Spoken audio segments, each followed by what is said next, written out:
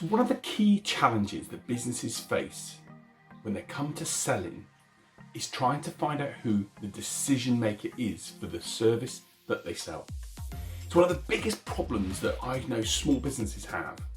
They have great conversations and think it's going somewhere, and then suddenly, bang, out of nowhere, something happens that causes that potential opportunity to just basically go away.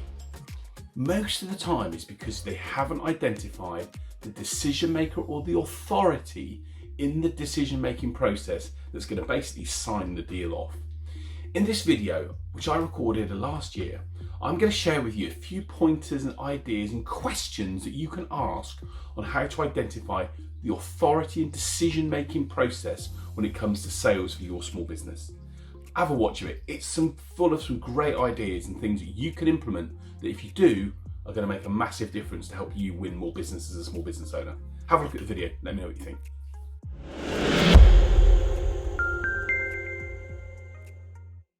So the A in the BANT process stands for the word authority. And this is a really key element for us to understand as salespeople in order to make sure we don't go down the path of agreeing an opportunity with a prospect and finding our legs cut off beneath us at a later point in the deal when someone else who is more involved in making the decision gets involved. The first thing is this: don't ask outright if that person is the decision maker. The reason being, very few people will want to say, actually, I'm not the decision maker, it's someone else over there, I'm not a particular person of importance, don't bother spending time with me. It just doesn't happen in sales on a regular basis. So don't ask the question outright, are you the decision maker? Ask questions such as, who else is involved in making the decision alongside yourself? The other key element when we sell into large organizations is also to understand the process. Big organizations generally have a mixture of different people involved in making decisions, especially on major large purchases, whether it be capital purchases or major large investments in services. The third thing is this: I always believe in organizations there are 3 levels of people, and our job as salespeople, especially in larger complex sales opportunities, is to try and map all those different people and put a level to them. To me, level 1 people are decision makers. These are people that ultimately say yes or no, they have seniority in organizations, and they live and breathe by the decisions they make. But what those people will often do is work with level 2 influencers to help them make that decision. The influencer alone may not be the person that can say yes or no to a certain type of proposal, but they will advise and provide guidance to the people above them in order to which way to go. And invariably, those people at the decision makers, level 1 people, will use the people at level 2 to be able to know which way to turn. And level 3 in an organization are contributors. These are maybe the people that may use the service that you work with. There may be people that are day-to-day involved in working with that area, but won't necessarily be the people that actually make the final decision. And by identifying their level and what their responsibilities are, we can then start to know who we need to approach and work with in order to get the right decision. And the fourth thing is this: especially when you're selling into larger organizations, we sometimes can't do this straight away. We've got to build knowledge around the authority and who are the key players in an organization over a period of time. It may take 1 or 2 calls and meetings to get to know different people, how they play a role in the certain elements of making decisions in that company. And that may take a little bit of time, especially if the deal that you're working on is of significant value. Identify the process, basically understand the people involved, and then build knowledge over time. And don't ask them outright, but work with them to be able to find out how consensus is gained and how decisions are made. Let's have a look at some of the questions I think you can use to be able to find out who the authority is and how the decision-making process works at your prospect. A great question to ask initially can be something like this: who sets the budget for these type of services? What that enables you to be able to do is to identify if there's someone above the person that you're talking to who actually is involved in setting the budgets at the top level.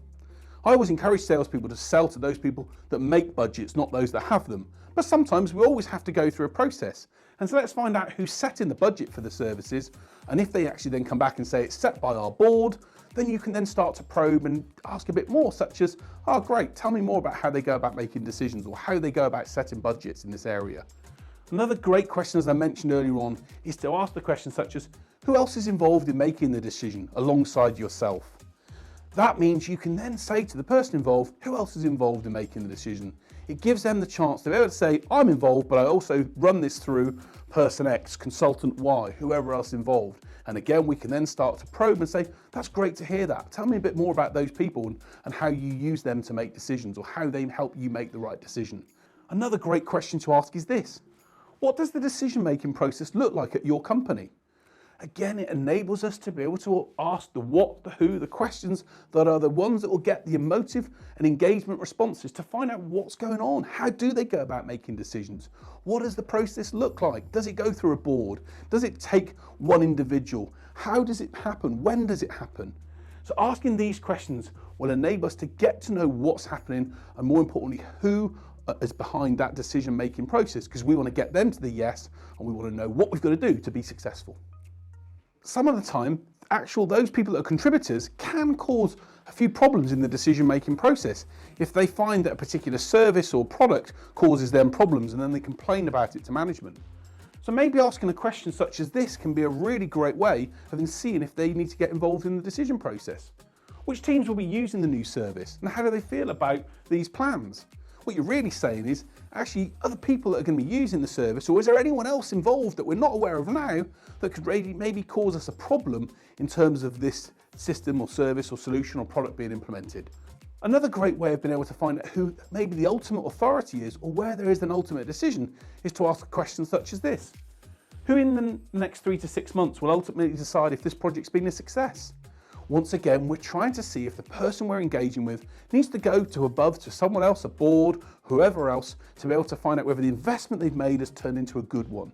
So who's ultimately going to see if this has been a success? Another great question that you can use is a question such as this. And this is something I think, again, is really key. I've seen so many times I've even been affected by this myself, where I thought a deal was done, I literally had it across the line, and then suddenly at the last minute, someone came in who came from completely out of the blue and basically caused me to lose an opportunity. At the time, I blamed them, but in reality, it was my fault as a salesperson for not finding out who could have been involved. And so asking a question such as, who in the organisation could change things at the last minute, and how should we involve them in the process? That basically says, is there anyone else out there that could cause this deal or this opportunity to fall by the wayside? And if so, tell me about them now, so we can make sure we get to know them, we meet them, we get to know what they want to see and what they look like and what they're looking for. The reality is this: in organisations, and whether it's individuals or organisations, even on a personal basis, generally most people in families will make a decision with their partner. And sometimes the person will sell to the individual when their partner is the person that also is involved in the decision. Don't assume anything. Always work to identify the authority, who's involved, and what position they're in, and what influence they have in making the decision. But also work to identify who's going to be the person that finally says, yes, we can go forward, and make sure they've got the authority to make that decision. If you do that, however, you're going to win more deals. And if you don't, it's going to hurt. It's going to make you wish you'd asked more questions like this earlier on in the process. So there you have it. Those were the tips around authority, how you can use the right questions in the right way to get the answers you need in order to stay in control of that opportunity. We talked about in previous times about budget. We talked about authority. Yep, you guessed it. In the next couple of weeks, I'm also going to be sharing 2 more videos around how you can really probe into the need or the problem or want that the prospect has, and then how we can identify the timing. Subscribe to the channel. Make sure that you get these latest videos straight direct to you so you can improve the sales skills that you have and get better results. But thanks for watching. Hope you've loved the video. If you have, please share it and like it, and tell other people about it. And let's look forward to sharing another video with you in your small business really soon so you can get some great results and make 2021 a brilliant year.